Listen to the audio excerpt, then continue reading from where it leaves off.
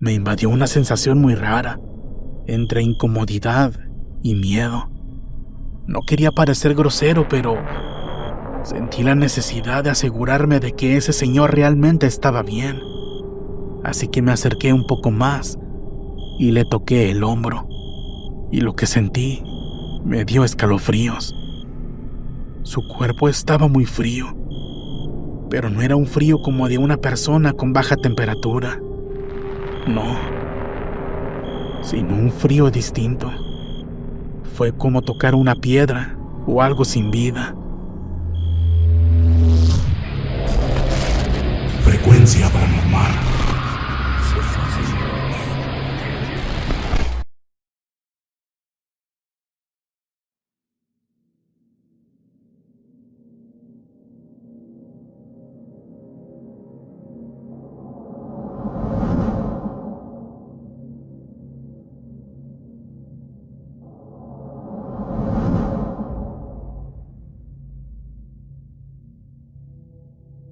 Buenas noches a todos los que forman parte de Frecuencia Paranormal, tanto al equipo como a toda la comunidad. Les escribo este correo porque quiero compartirles una experiencia que me marcó profundamente.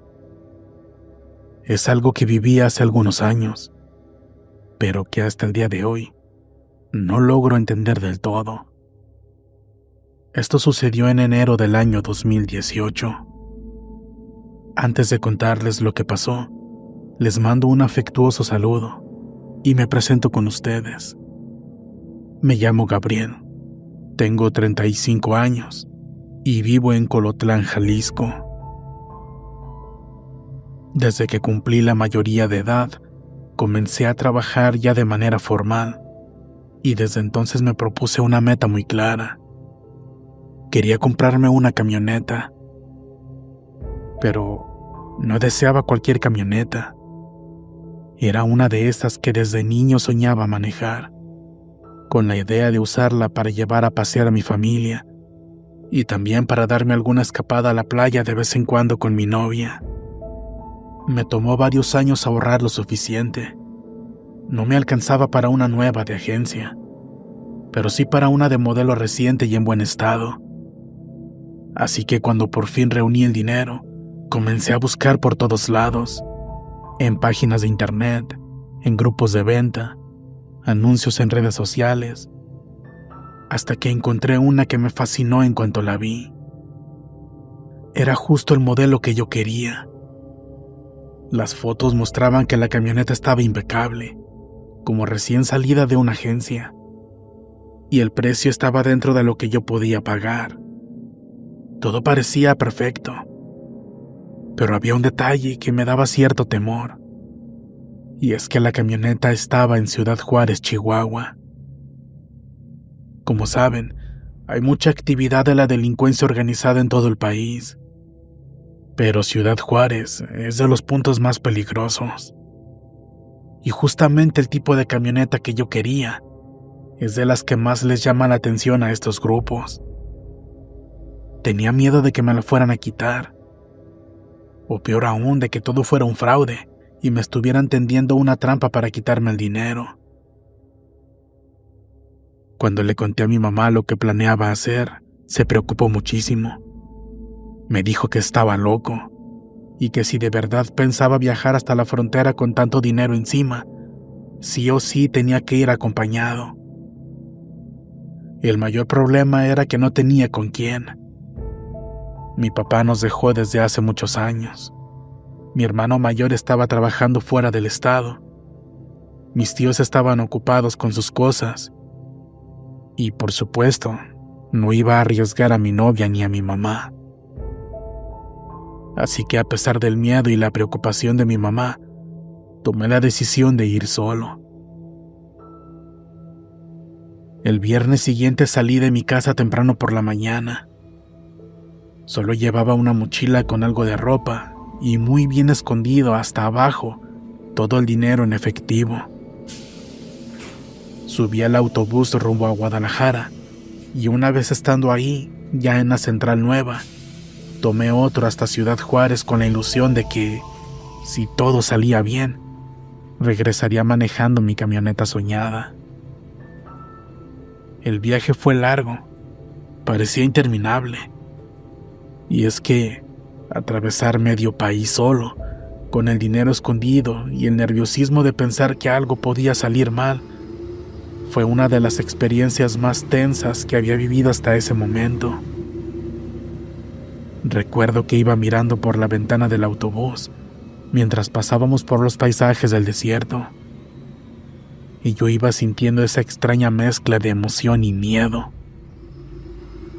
Y esa fue una sensación que con el tiempo aprendería a no ignorar. Llegué a mi destino hasta el siguiente día por la tarde. Seguí las indicaciones del anuncio hasta el lote donde tenían la camioneta. Y para mi alivio, el lugar realmente existía, y el dueño me recibió con mucha amabilidad. Era un señor de unos 50 y tantos años, de hablar tranquilo y rostro serio, pero bastante amable. Después de revisar toda la documentación, todo parecía estar en regla. Me dio mucha confianza. Le expliqué que quería pagar de contado y llevármela ese mismo día. Y fue entonces cuando él me informó algo que no me esperaba. Me dijo que exactamente un día anterior le había llegado una camioneta de la misma marca y modelo, pero de unos años más recientes. Y lo mejor es que era una mejor versión de la que yo había visto. Esta era mucho más equipada y con mejores amenidades. Me preguntó si quería verla, y no dudé en pasar al lugar donde la tenían. Y en cuanto la vi me enamoré aún más de la que ya había visto. Efectivamente, sí era más moderna y más bonita. Pero había un detalle. No le llegaba el precio.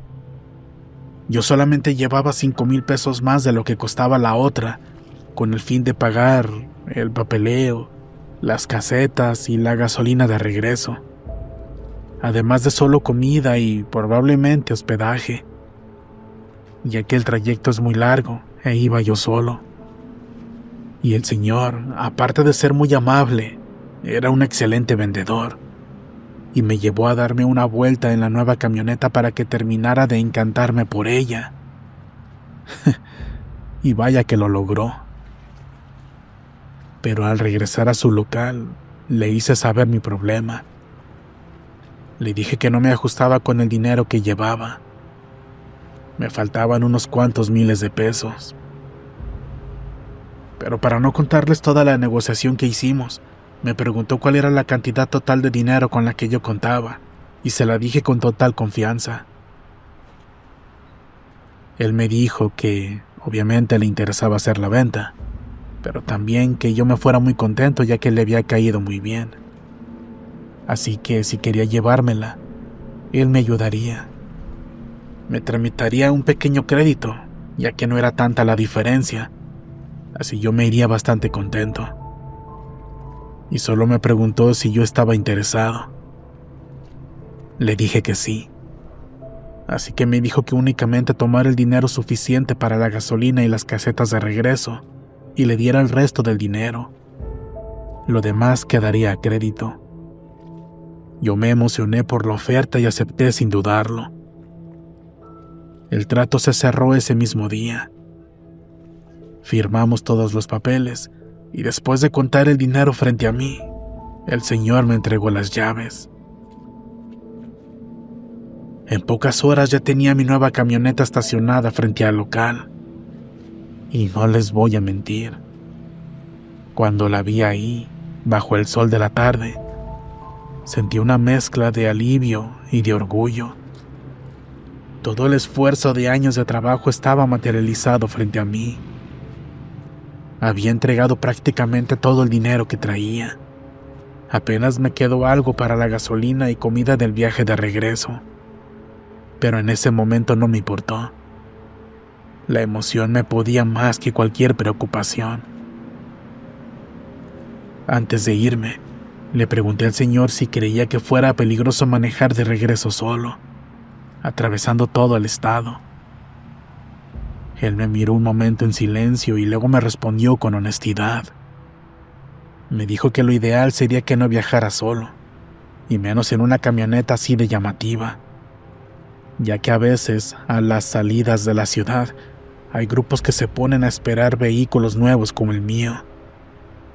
Así que lo mejor sería que me quedara a dormir en un hotel y que saliera temprano al amanecer.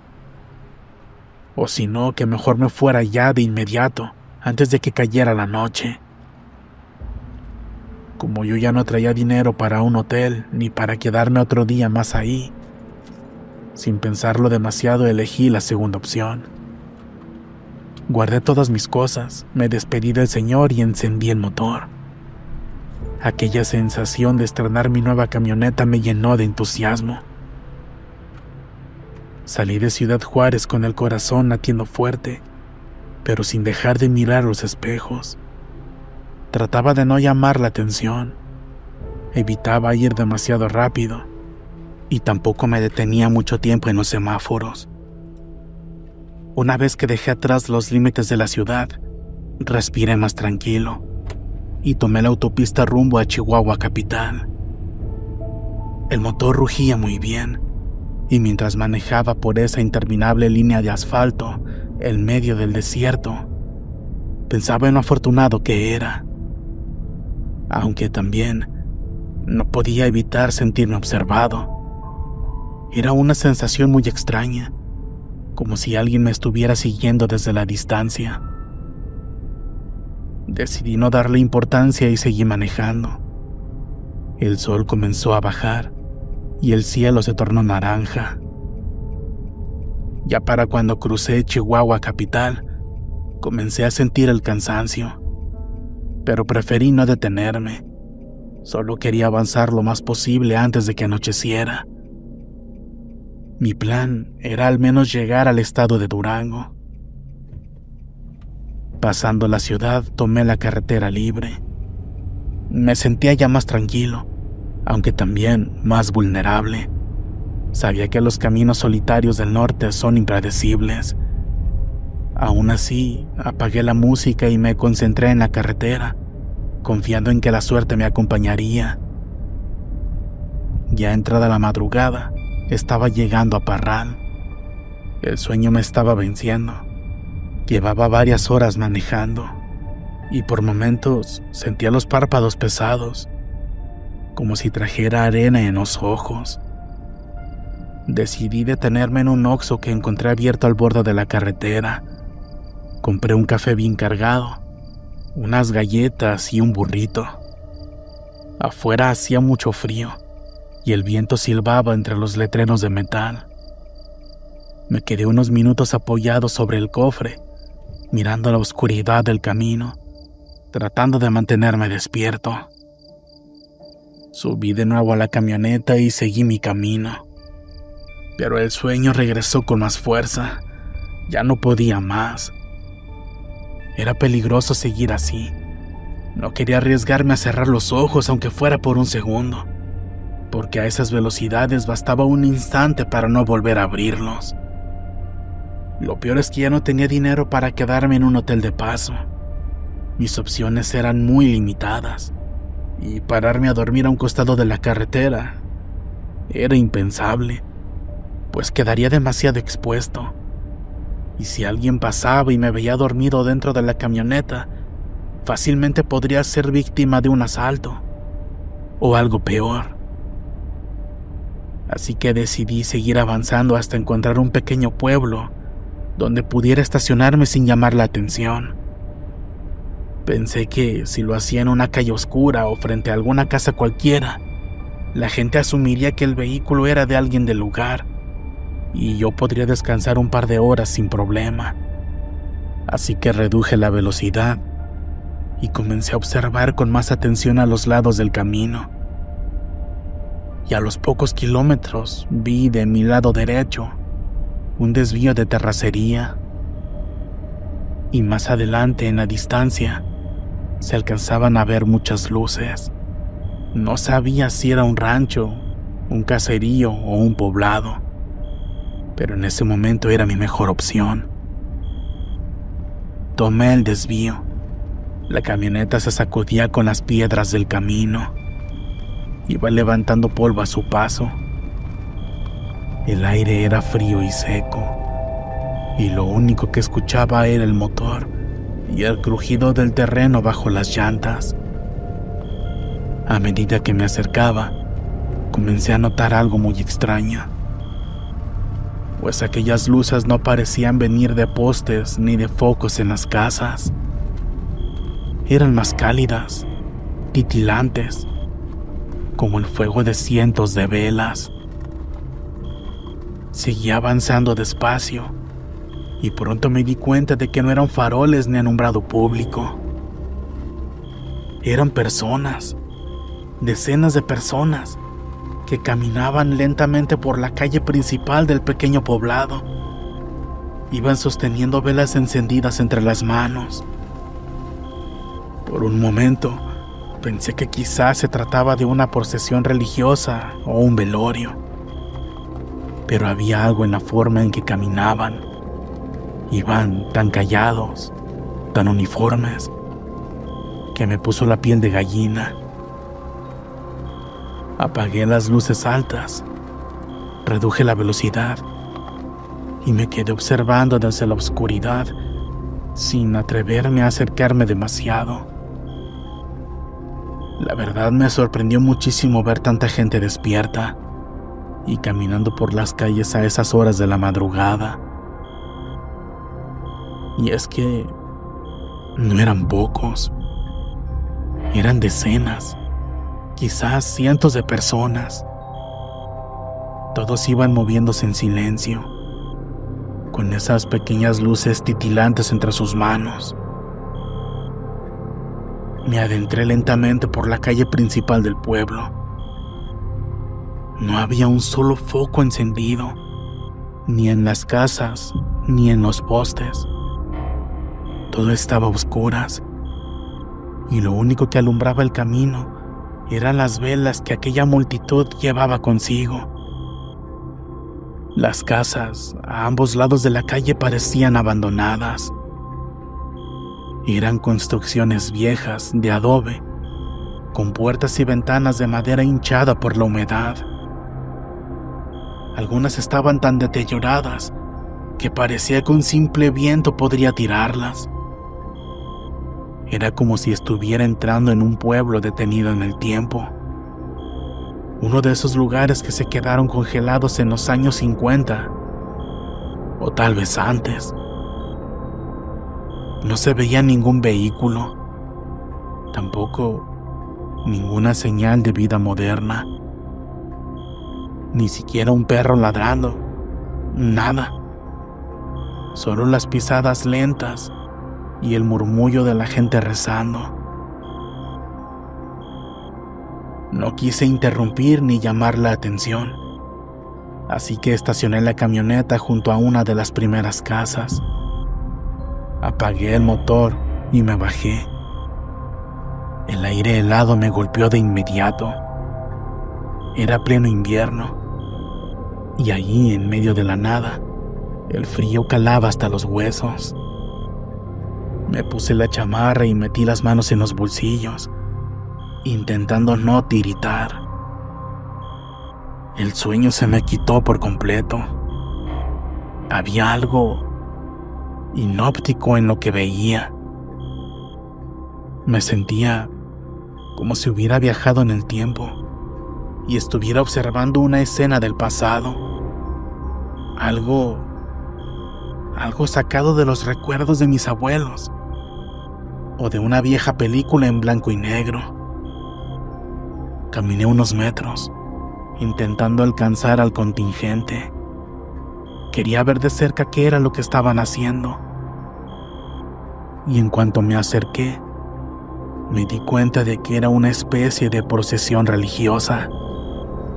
Todos, absolutamente todos, incluidos los niños, sostenían velas encendidas y murmuraban oraciones en voz baja. Iban con una cadencia lenta y constante. Era como un rosario, pero las palabras no eran las que yo conocía.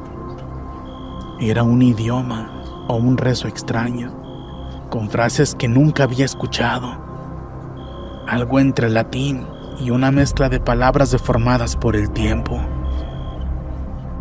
Eso fue lo primero que me inquietó. Lo segundo fue ver cómo estaban vestidos. A pesar del intenso frío, ninguno llevaba abrigos ni suéteres gruesos. Todos parecían personas humildes, muy humildes. Y lo digo con todo respeto, pero sus cuerpos se veían muy delgados, casi cadavéricos. Los hombres vestían camisas y pantalones de manta, algunos con tirantes, otros con sombreros viejos que sostenían en una mano, mientras que con la otra cargaban la vela. Las mujeres usaban vestidos largos de tela muy gastada e iban cubriéndose la cabeza con rebozos. Pero lo que más me llamó la atención de todo fue lo que llevaban entre las manos, además de las velas. Eran una especie de rosarios, aunque no parecían hechos de cuentas ni de madera, sino de ramas secas, espinas y algo que al principio me pareció hueso. Y el detalle que más me perturbó es que la mayoría de ellos iban descalzos. Sus pies caminaban sobre la tierra y las piedras sin inmutarse, arrastrando apenas restos de lo que alguna vez pudieron ser guaraches. No podía creerlo. ¿Cómo era posible que soportaran ese frío, en esa tierra tan áspera, y sin siquiera cubrirse? Pero ellos seguían caminando sin mirar a los lados, con la vista fija al frente, como si no existiera nada más en este mundo. Me parecía impresionante la fe y la devoción que demostraban. Nunca en mi vida había visto algo así.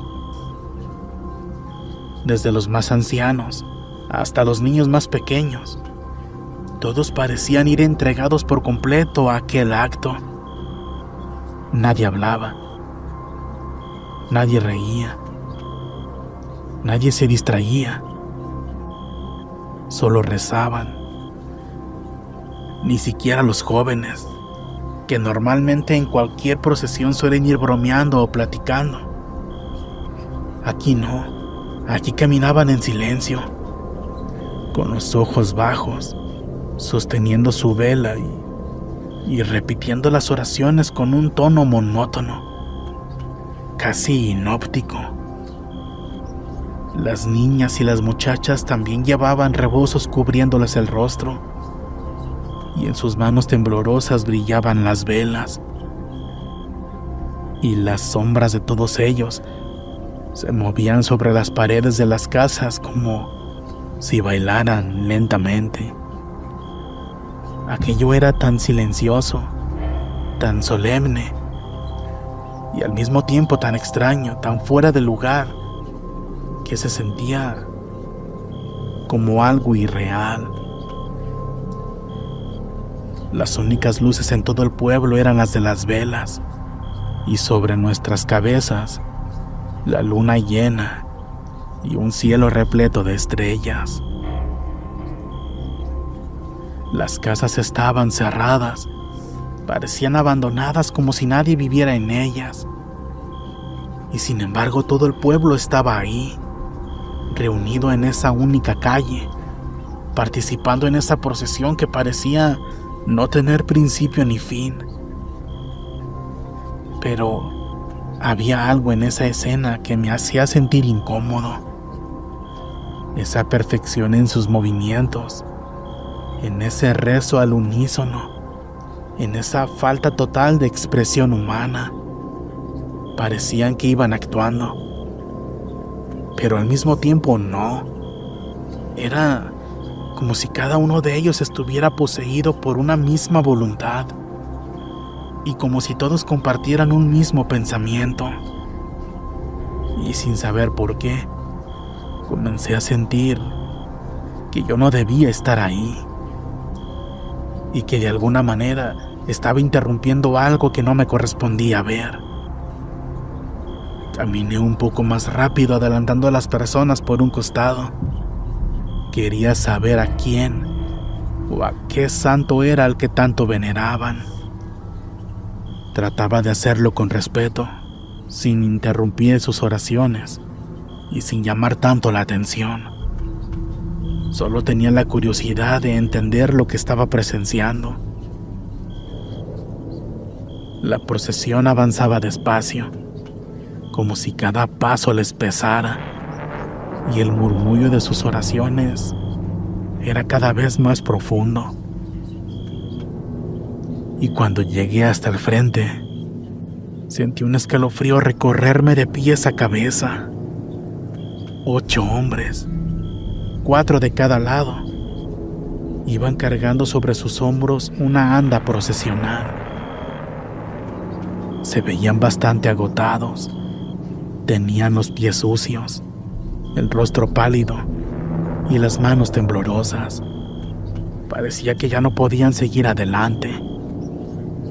Y encima de la anda iba la figura a la que todos dirigían sus rezos. A primera vista parecía una virgen, o al menos eso fue lo que pensé. Pero al verla más de cerca y más detenidamente, me quedé helado. Pues eso no era una figura normal, como cualquier santo o virgen que se venera en cualquier pueblo. O bueno, sí era lo que parecía ser una virgen, pero era una calavera. El cráneo estaba adornado con una corona de madera llena de espinas y hojas secas, y sobre su cuerpo llevaba una túnica negra, vieja y carcomida, como si hubiera pasado muchos años guardada en algún lugar húmedo. La tela se veía desgarrada y por entre los huecos se asomaban los huesos de las manos. Eran amarillentos, largos y frágiles. Y a su alrededor había decenas de velas encendidas. Todas lanzaban una luz temblorosa que hacía que aquella figura pareciera moverse. Aquel efecto de las sombras la hacía ver casi viva. No quería faltarle el respeto a sus creencias, pero no pude evitar sentir un miedo muy profundo. No era solo impresión. Había algo en esa figura que me provocaba un rechazo.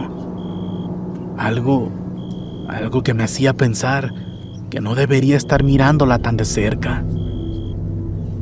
Me hice a un lado, hacia una esquina de la calle, y esperé a que todos pasaran. Cuando la procesión me rodeó, sentí un aire helado rozándome el rostro. Todo olía a cera, a tierra húmeda y a algo más.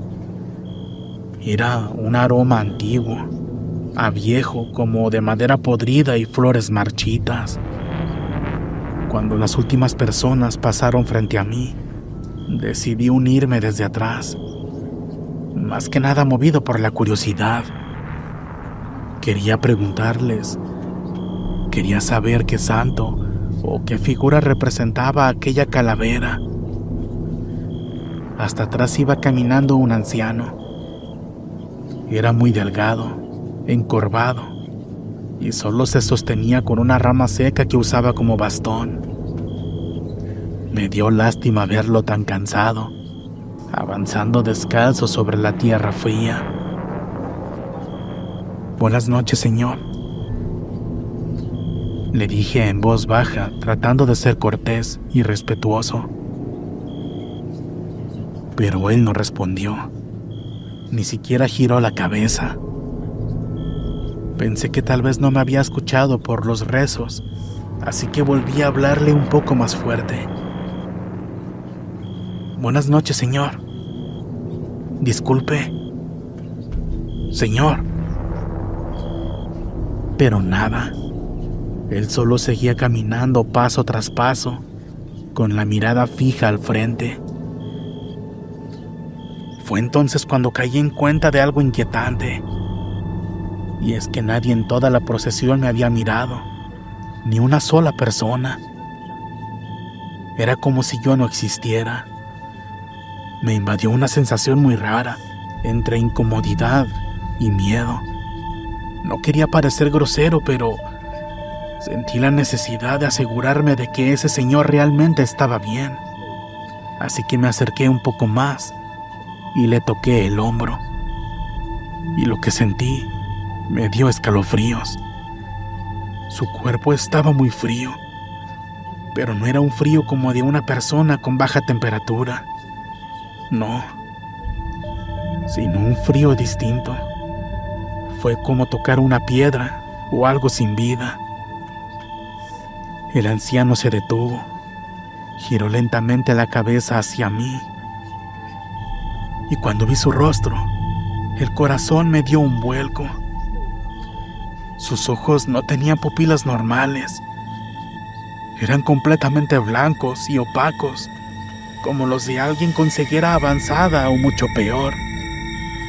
Eran los ojos de alguien que ya está muerto.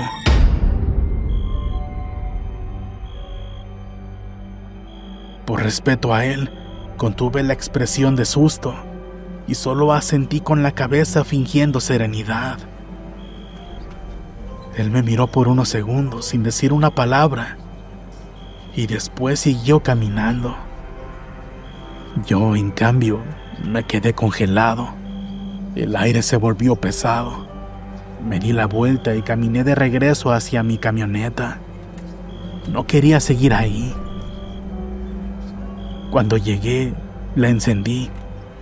Retrocedí unos metros hasta quedar estacionado junto a un árbol, lejos del camino principal para no estorbarles. Y desde ahí, observé cómo la procesión seguía su rumbo, alejándose lentamente entre la neblina.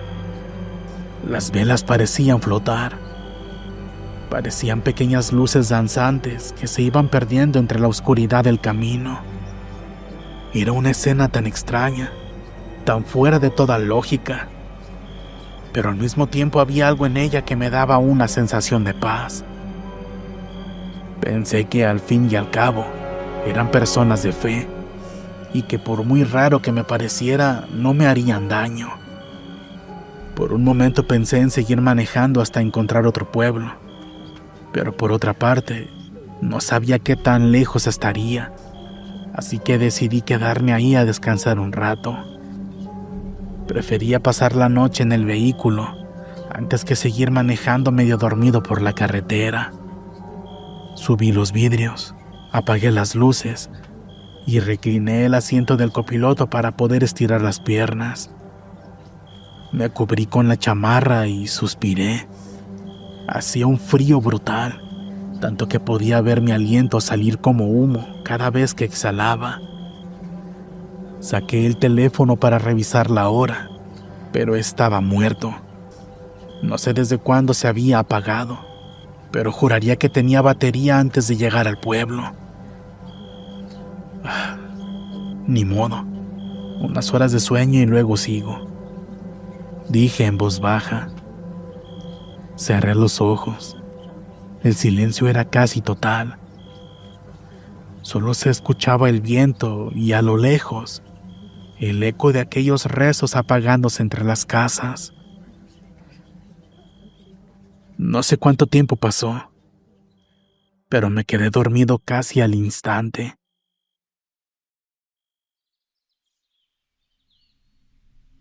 Cuando desperté, la luz del sol ya se filtraba por las ventanas. Me incorporé medio adormilado, frotándome los ojos. Mi reloj de pulso marcaba casi las 8 de la mañana. Aún hacía muchísimo frío y los vidrios estaban completamente empañados. Me incliné hacia adelante, limpié con la mano el parabrisas y lo que vi me heló la sangre. Pues frente a mí no había casas, ni calles, ni gente. No había nada. Esperaba ver casas a mi alrededor, pero solo había tierra seca y matorrales. Y a donde quiera que mirara, lo único que había era desierto. Aquel pueblo había desaparecido. Por unos segundos no supe qué pensar. Sentí que el estómago se me encogía. Mi primer impulso fue revisar si alguien me había movido la camioneta durante la noche. Pero el motor estaba frío y el tanque de gasolina estaba exactamente igual que como lo dejé. Y por otra parte, no había marcas de llantas en el suelo, ni señales de que hubiera pasado nadie. Solo el viento y ese silencio tan profundo que me hizo dudar de si lo que había vivido realmente había ocurrido. Me bajé de la camioneta muy asustado. Di unos pasos hacia atrás y miré a mi alrededor, esperando reconocer alguna casa, alguna calle, cualquier cosa que me dijera que seguía en el mismo lugar. Pero no había nada. Ni el empedrado, ni las casas viejas, absolutamente nada. Solo tierra seca, arbustos, y ese árbol bajo el que me había estacionado la noche anterior. Era lo único que seguía ahí.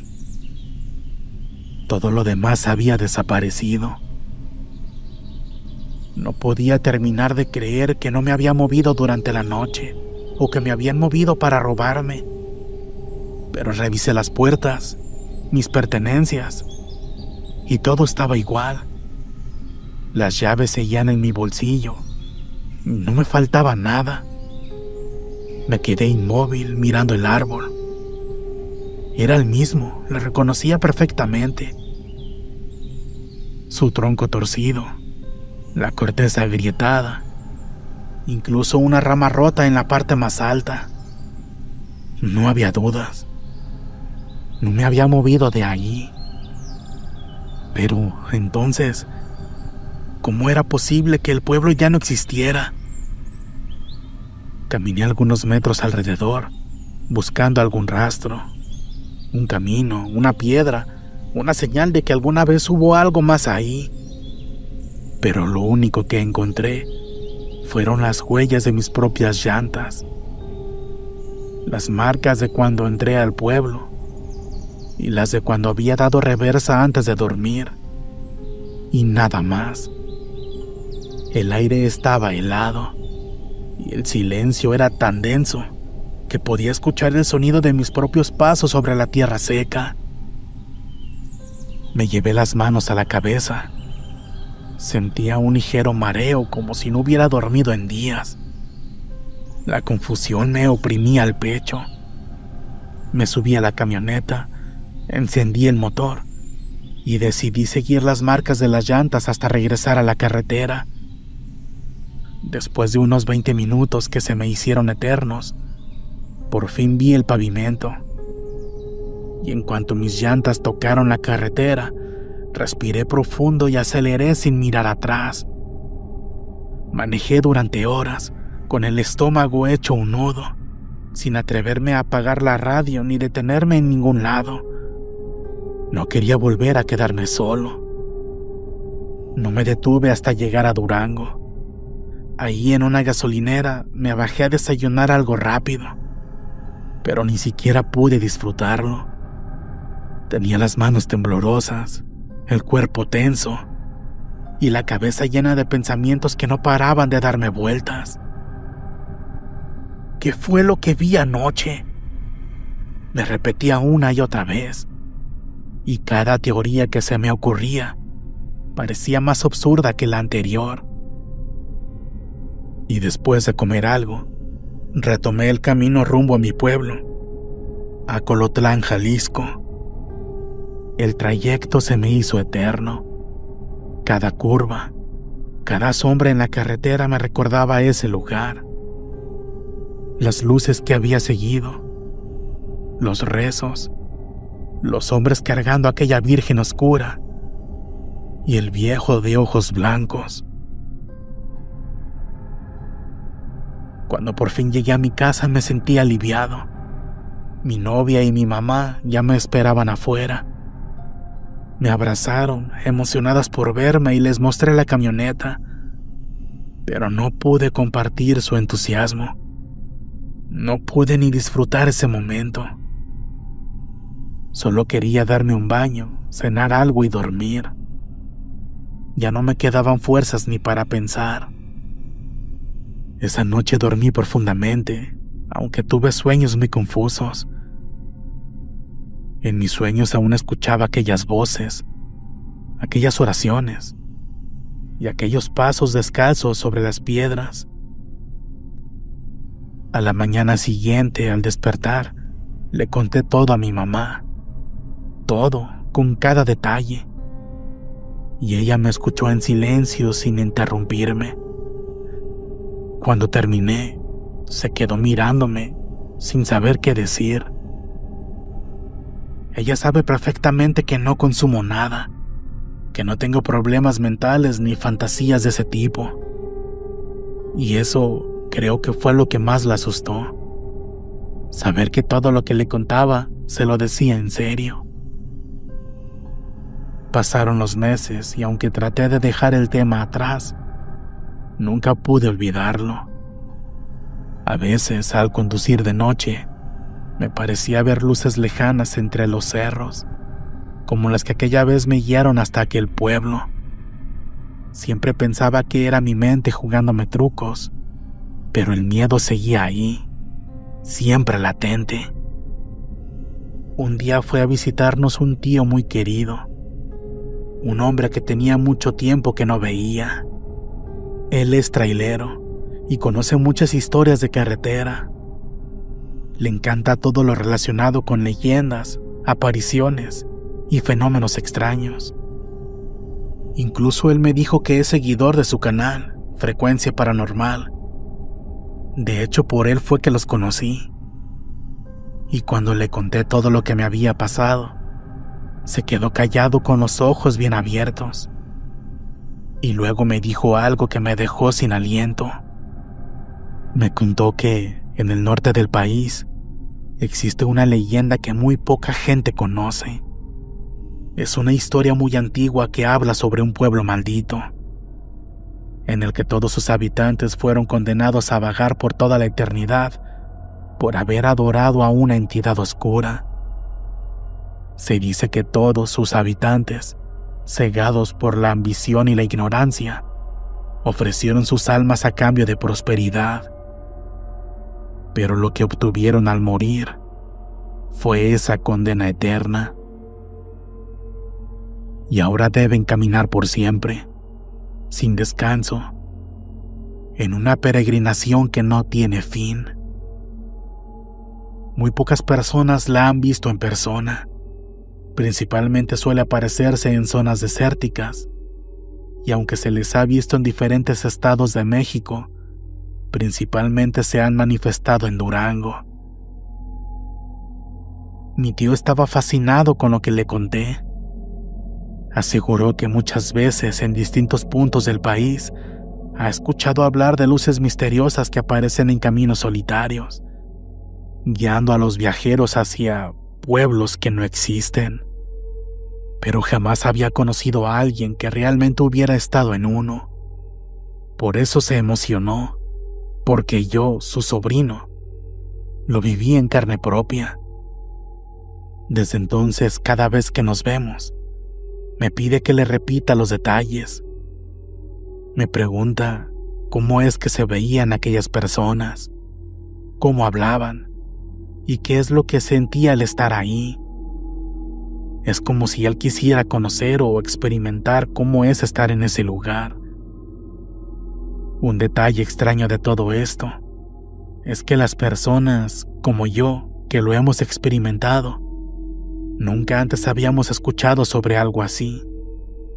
Y las personas que buscan intencionalmente estos pueblos fantasma, nunca los encuentran. De verdad, es algo que aún me provoca mucho terror recordar. pues me pongo a pensar un sinfín de cosas, como, por ejemplo, ¿qué tal si nunca hubiera podido salir de ahí? Todos estos recuerdos y estas preguntas son algo que a veces por las noches no me dejan dormir. Y es que cierro los ojos y recuerdo los rostros de las personas en aquella macabra procesión, los rezos apagados, las velas flotando entre la neblina, y sobre todo me invade un pensamiento que me eriza la piel. Quizás esta noche, esta misma en la que yo estoy escribiendo estas líneas, y cualquiera que sea en la que ustedes estén escuchando mi experiencia, muy probablemente quizás aquellas almas siguen allá afuera, en alguna parte desolada, y muy adentro, en alguna parte del desierto, caminando sin descanso, repitiendo su condena una y otra vez. Y tal vez yo solo tuve la mala suerte, o la extraña fortuna, de cruzarme en su camino. Y bueno, equipo y comunidad de Frecuencia Paranormal, esta es mi historia. Les agradezco mucho por su tiempo y la oportunidad de compartir esto con ustedes. Por cierto, mando un saludo con mucho afecto para mi tío Joaquín Mendoza, quien, como ya les mencioné, gracias a él conocí su canal y él me convenció a compartirles mi historia. Les juro que nada de lo que acabo de contar es inventado. Esa madrugada yo estuve ahí. Y desde entonces, créanme que ya no miro de la misma manera las luces que parpadean por las noches, a lo lejos en la carretera. Si por la noche ustedes transitan por una carretera en medio del desierto y a sus costados ven algunas luces, les aconsejo que mejor sigan de frente. Tal vez ese pueblo no existe y solo es un grupo de almas pagando su condena eterna.